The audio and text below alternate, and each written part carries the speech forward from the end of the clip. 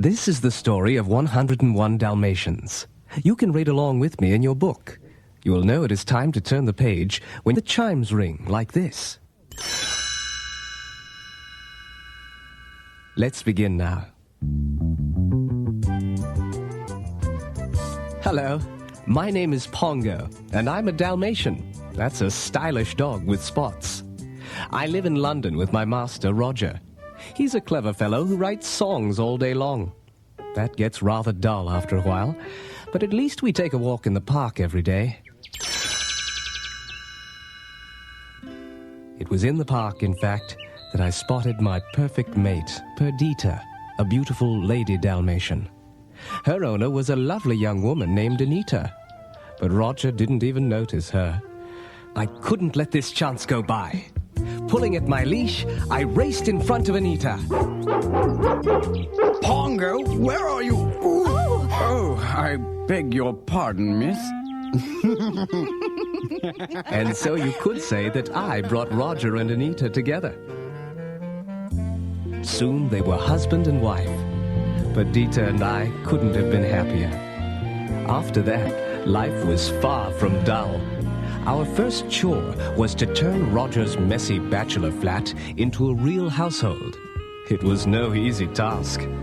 I suppose that's why we hired Nanny, our cook and housekeeper. Soon the place was the perfect home for two couples just starting out. Life was grand. And one day, Perdita gave me wonderful news. Pongo, dear, we're expecting puppies. Finally, the big day arrived. Nanny was so excited. Mr., Mrs., the little ones are here. We rushed into the kitchen.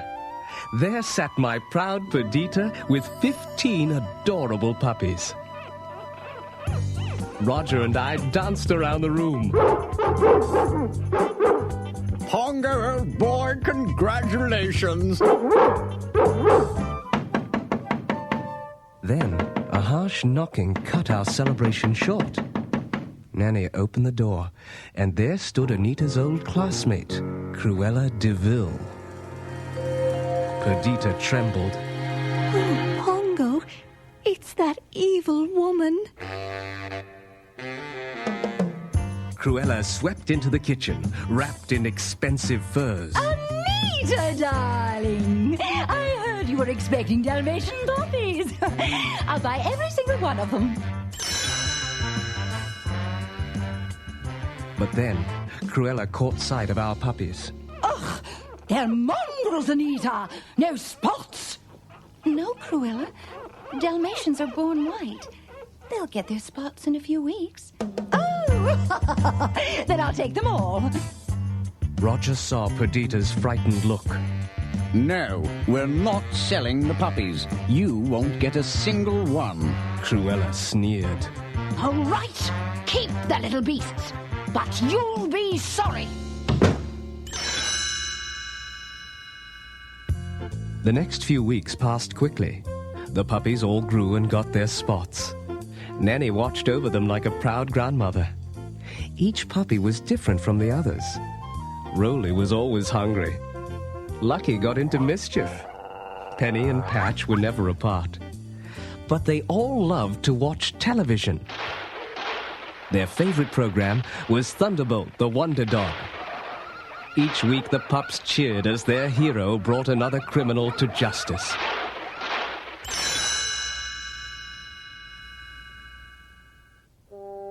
One winter evening, Anita, Roger, Perdita, and I went for a walk in the park. The puppies were left at home under the watchful eye of Nanny. While we were gone, two suspicious-looking men knocked at the door. Excuse me, madam. We are here to read the electric meter. Oh, no, you're not. No, you can't come in here. But the two pushed their way into the house, locked Nanny in the attic, and stole all the puppies. No one, not even the police, could solve the case. Purdy and I were beside ourselves with grief. I'm afraid it's up to us now. We'll use the twilight bark to alert all the dogs in London and in the villages nearby.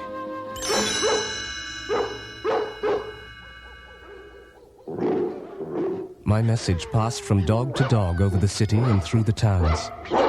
It was late at night when the call reached the village of Suffolk. An old sheepdog woke up. I say, it's an alert. One long howl, two short, one yip and a woof. 15 little Dalmatians have disappeared. Sergeant Tibbs, the cat, sprang to attention. Colonel, sir, 2 nights past, I heard puppies barking at the old DeVille mansion. Well then, you'd better do some scouting. On the double, Tibbs. Righto, sir. Sergeant Tibbs approached the crumbling mansion. Cautiously, he peeked through a dusty window. I was right. Dalmatian puppies. But there are more here than 15. Actually, there were 99 puppies, plus the 2 crooks, Horace and Jasper, and 1 Cruella DeVille. Finish it tonight. I don't care how you get rid of them. I want my spotted coat by morning. Do you hear? Sergeant Tibbs raced back to report to the Colonel, who sped the message to us in London. Purdy, they have found the puppies at the old DeVille mansion in Suffolk. But it's so far, Pongo, and it's beginning to snow. We must leave right now.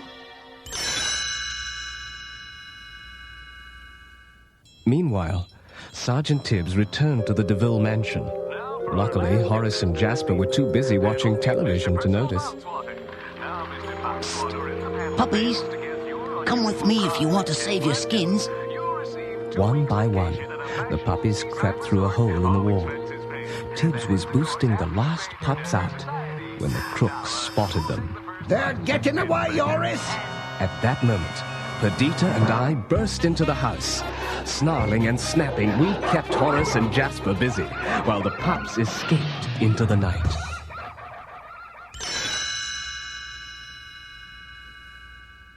We all headed for the Colonel's old barn, where Purdy stared at the dozens of extra puppies. Why would Cruella want so many, Sergeant Tibbs? She was going to make coats out of them, ma'am. She's a devil, a witch. Oh, Pongo, what'll we do? We have to get all the puppies back to London somehow. Tibbs cocked an ear. Colonel, sir, there's a truck heading this way. Horace and Jasper are following our tracks. We'll hold them off to the bitter end, Sergeant. Pongo, you'd better head out the back way. Horace and Jasper stepped right into the Colonel's trap. As the old sheepdog kept them at bay, Captain the Horse took aim and kicked both the crooks right through the barn wall. Horace and Jasper limped back to the mansion, where they found Cruella waiting for them. You fools! Get in the truck and find those puppies!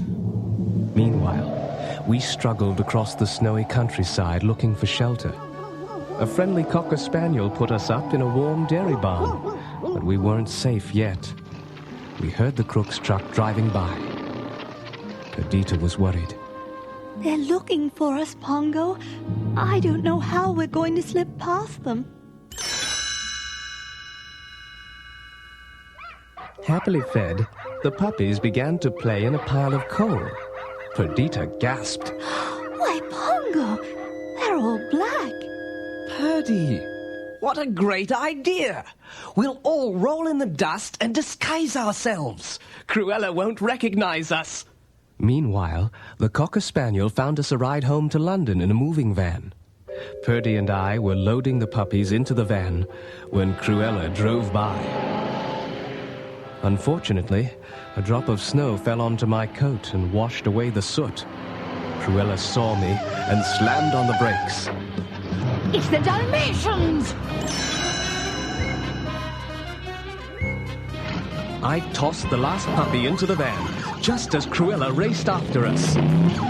You little beasts! You can't get away this time! Ranting and raving, she lost control of her car and crashed. Cruella crawled out of the wreck. My coat! My beautiful spotted coat! It's gone forever! Oh! We were safe at last, and on our way back to London. That evening, Roger heard a scratch at the door. Anita, come here. The puppies are back. Oh, Roger, how wonderful. But there are so many. What will we do with them all? We'll keep them. Roger was so happy, he sat down at his piano to compose a song. Let's see. 99 puppies, add Pongo and Perdita, and that makes 101 Dalmatians. Just think, Anita, we'll buy a big place in the country and start a Dalmatian plantation. And that's exactly what we did.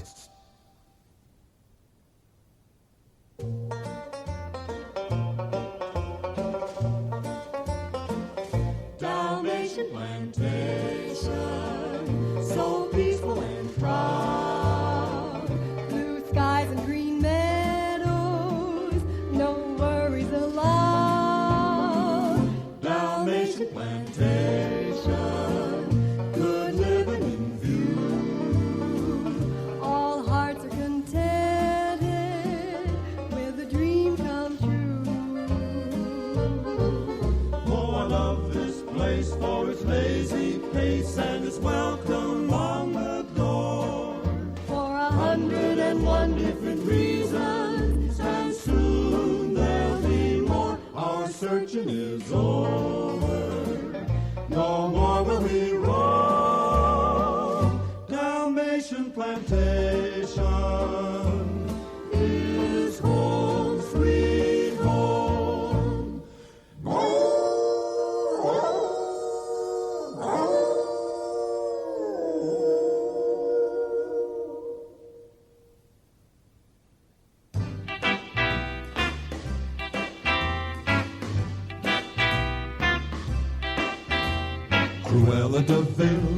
Cruella de Vil, if she doesn't scare you, no evil thing will.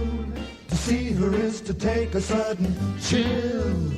Cruella de Vil. The curl of her lips, the ice in her stare, all innocent children had better beware. She's like a spider waiting for the kill. Look out for Cruella de Vil. At first you think Cruella is a devil, But after time has wore away the shock, you come to realize you've seen her kind of eyes watching you from underneath a rock. This vampire bat, this inhuman beast, she ought to be locked up but never released. The world was such a wholesome place until Cruella de Vil, oh Cruella